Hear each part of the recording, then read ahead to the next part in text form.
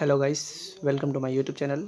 And आज मैं बताने जा रहा हूँ क्लास 12 के चैप्टर 1 का, जो कि नॉट फॉर प्रॉफिट ऑर्गेनाइजेशन है, इसके थ्योरी के बारे में। ओके, तो चलिए वीडियो स्टार्ट करते हैं। सबसे पहले क्वेश्चन दिया हुआ है, what do you mean by not for profit organisation, name the different types of not for profit organisation. तो आंसर दिया हुआ है यहाँ पे, not for profit organisation are those organisation which are engage in rendering valuable services to the society for these members and are not engaged in buying and selling.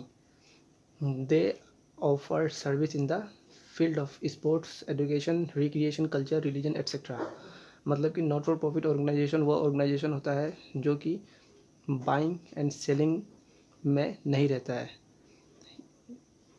इनका motive profit earn करना नहीं होता है, बल्कि इनका motive service provide करना होता है। क्या क्या, इस स्पोर्ट्स के क्षेत्र में, एजुकेशन के क्षेत्र में, रिक्रिएशन क्षेत्र में, कल्चरल क्षेत्र में एंड रिलीजन क्षेत्र में। इनका मोटिव सर्विस प्रोवाइड करना होता है, ना कि प्रॉफिट अर्न करना। Okay, name different types of not for profit organisation. Not for profit organisation 2 types की हैं। Not for profit organisation are 2 types. Number 1, profit seeking organisation. Profit seeking organisation जिनका motive profit earn करना होता है, जैसे कि इसमें दिया हुआ है, such as the form of practising कैरेक्टर अकाउंटेंट्स हो गया, सॉलिसिटर्स फॉर्म हो गया, प्रैक्टिसिंग फिजिशियन हो गया, कंसल्टेंट इंजीनियर्स हो गया, आर्किटेक्ट्स हो गया। They after services to their enterprise has entered in this traditional service sector with an object of earning profits against service। ये जो है charter accountant, consultant engineers, architects, ये सब जो है, ये सब सर्विस के बदले चार्ज करते हैं अपना प्रॉफिट्स लेते हैं सर्विस के बदला। तो ये सब हो गया प्रॉफिट सेकिंग ऑर्गेनाइजेशन। और एक टाइप है not for a profit seeking organisation, जो कि प्रॉफिट अर्न करने के बेस पे काम नहीं करता है, जो कि सर्विस प्रोवाइड करने के लिए कार्य करता है। तो इसमें हो गया not for profit seeking organisation such as government hospital, government educational institute, recreation classes, religious caste, trade union, etc. They have no motive to earn profit. They are usually run on no profit no losses basis। ये जो है no profit no losses basis पे कार्य करता है। Mention any 3 distinguish between formed accounting and non formed accounting. तो यहाँ देख लेते हैं answer. Use of forms. Form are use for specific purpose except general forms. Specific items formed base account में आते हैं, और नॉन फॉर्म्ड बेस अकाउंटिंग कोई भी पर्पस के लिए यूज़ हो सकता है, बट कंडीशन ये है कि वो प्रॉफिट से रिलेटेड हो। ओके, प्रॉफिट अर्निंग पर्पस होना चाहिए। Application, it is application to not for profit organisation. ये नॉट फॉर प्रॉफिट ऑर्गेनाइजेशन का एप्लीकेशन है। ये profit, it is application to commercial profit checking organisation. ये profit checking commercial profit checking organisation से related है application.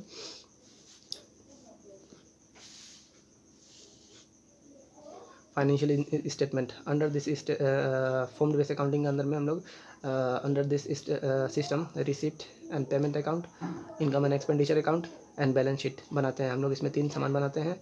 और non formed base accounting जो कि प्रॉफिट बेसिस पे चलता है, तो इसके लिए हम लोग profit and loss account and balance sheet बनाते हैं। ठीक है। और रिजल्ट ऑफ ऑपरेशन, इसका result non farm base accounting का रिजल्ट आता है under this system. The result of the operation represents either surplus और डेफिसिट। इसका सरप्लस और डेफिसिट आएगा result non farm base accounting का, और फॉर्म्ड बेस अकाउंटिंग का ऑपरेशन आएगा रिजल्ट सरप्लस और deficit, and non farm base accounting का आएगा नेट प्रॉफिट और नेट लॉस। ओके, इसके बाद देख लेते हैं Explain 4 features of receipts and payment account. The main features of receipt and payment account are summary of a cash book. Number one, it is a summary of cash book showing receipts on the left hand side and payments on the right hand side. Receipts and payment account में जो item हमें receive हो रहा है, जो item receive हो रहा है उसे हम लेफ्ट हैंड साइड में एंट्री करेंगे और जो हम पेमेंट कर रहे हैं उसे हम राइट साइड में एंट्री करेंगे. Number two, receipt and payments of revenue and capital nature. Receipt and payment account में हम रेवेन्यू नेचर और कैपिटल नेचर दोनों हम का ट्रीटमेंट कर सकते हैं. All receipt and payment whether revenue और capital in nature are included in this account. Okay, लेकिन इनकम एंड एक्सपेंडिचर अकाउंट जब हम बनाएंगे तो उसमें सिर्फ रेवेन्यू आइटम ही का ट्रीटमेंट करेंगे, बाकी कैपिटल आइटम का treatment income and expenditure account में नहीं करते हैं.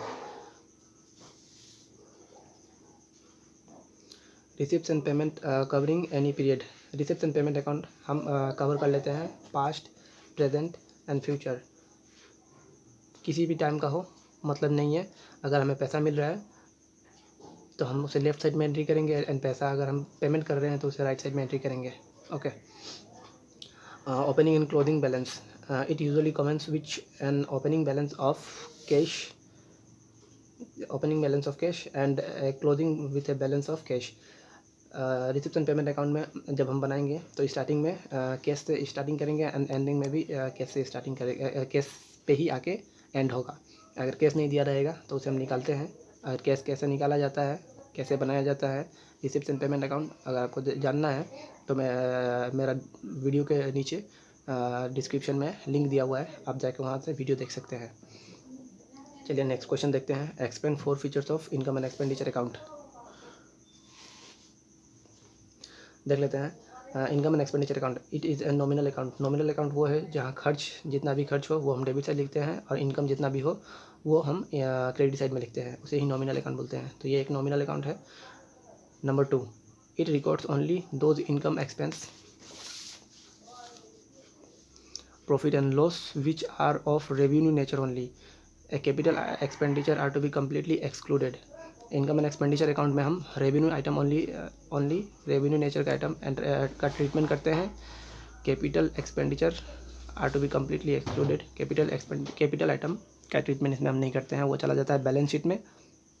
अगर इसका भी वीडियो देखना हो तो डिस्क्रिप्शन में लिंक दिया हुआ है, आप वहाँ तक जाके देख सकते हैं. नंबर 3 देख लेते हैं.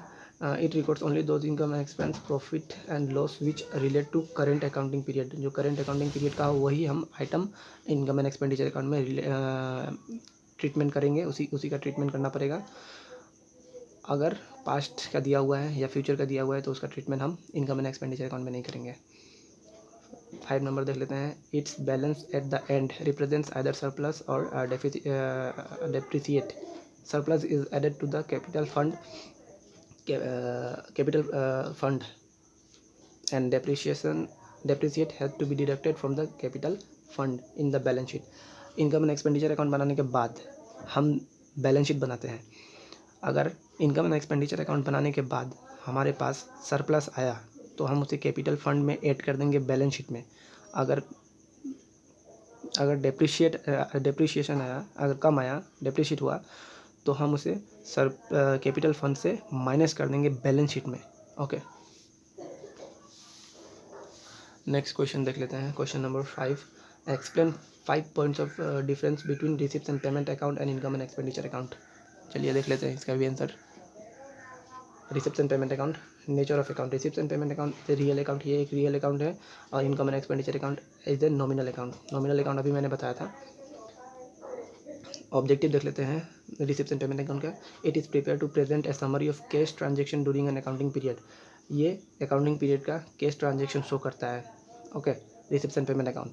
इनकम एंड एक्सपेंडिचर अकाउंट का देख लेते हैं. Objective, it is prepare to ascertain the surplus और deficit of all transaction during an accounting period. Non cash items are not shown in this account. अच्छा, ये जो है सरप्लस और डेफिसिट शो करता है ऑल ट्रांजेक्शन, जितना भी ट्रांजेक्शन हुआ अकाउंटिंग पीरियड में.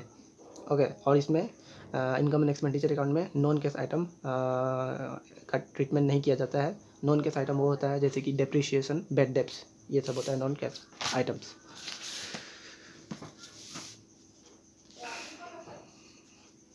Non cash items like depreciation and bad debts are not shown in this account. Receipt and payment account में नॉन कैश आइटम नहीं शो किया जाता है and non cash items are shown in this account. Income and expenditure account में non cash item show किया जाता है. Period, it records all receipt and payment whether they relate to previous year, current year और next year. किसी भी साल का हो, रिसिप्ट एंड पेमेंट अकाउंट में आइटम हम उसका ट्रीटमेंट कर देंगे. और इनकम एंड एक्सपेंडिचर अकाउंट में it records only those income and expense which relate to current accounting period. जो करंट अकाउंटिंग पीरियड में हम बना रहे हैं receipt and income and expenditure account, अगर उसी ईयर का होगा आइटम तभी हम उसका ट्रीटमेंट करेंगे. अदरवाइज़ अगर किसी दूसरे साल का हो तो उसे हम ट्रीटमेंट नहीं करेंगे. नेचर देख लेंगे रिसिप्ट एंड पेमेंट अकाउंट का. It records all items, receipts and payments whether they are capital nature और revenue nature. Receipt and payment account में हम रेवेन्यू एंड कैपिटल नेचर दोनों टाइप के आइटम को ट्रीटमेंट करेंगे. और इनकम एंड एक्सपेंडिचर अकाउंट में it records the income expenditure and losses of revenue nature only. Revenue nature का आइटम ही सिर्फ हम इनकम एंड एक्सपेंडिचर अकाउंट में रिकॉर्ड करते हैं. कैपिटल आइटम इसमें नहीं होता है, इनकम एंड एक्सपेंडिचर अकाउंट में रिकॉर्ड नहीं किया जाता है. Okay, thanks for watching this video. अगर अच्छा हो तो लाइक, कमेंट एंड सब्सक्राइब जरूर कर दीजिएगा. थैंक्स.